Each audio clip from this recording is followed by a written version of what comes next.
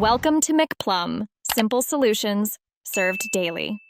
In this video, I will show you how to make rice ada. This delightful South Indian sweet is a true culinary gem, perfect for special occasions or a comforting treat. We'll be working with a simple rice flour dough, which gets its unique texture from being steamed inside banana leaves. The heart of this dish is its sweet, aromatic filling, usually a blend of jaggery and fresh coconut. Get ready to create a truly authentic and delicious experience right in your own kitchen. First, let's prepare our dough. You'll need fine rice flour, hot water, and just a pinch of salt. Gradually add the hot water to the flour, mixing it with a spoon at first, then kneading by hand once it's cool enough to touch. The goal is a smooth, soft, and very pliable dough.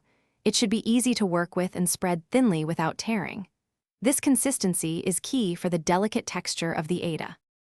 Hey everyone, if you're finding this video helpful, please hit that subscribe button and give us a like. It really helps the channel. On another note, life's too short for a stinky car, right? Grab yourself a Little Tree's Black Ice Air Freshener. It's a game changer for keeping your ride smelling fresh and clean. You can find the link for that and other great deals in the description below. Now, let's get back to the video. Now for the star of our ada, the sweet filling. Start with freshly grated coconut, which provides the best flavor and texture. Combine this with melted jaggery, a natural sweetener that gives a rich, caramel-like taste. For an extra layer of aroma and warmth, stir in some cardamom powder. Cook this mixture gently on low heat for a few minutes, just until it thickens slightly and the flavors meld beautifully. Let it cool before using. With our dough and filling ready, it's time to assemble. Take a small portion of dough and spread it very thinly onto a greased banana leaf. The leaf imparts a wonderful fragrance during steaming.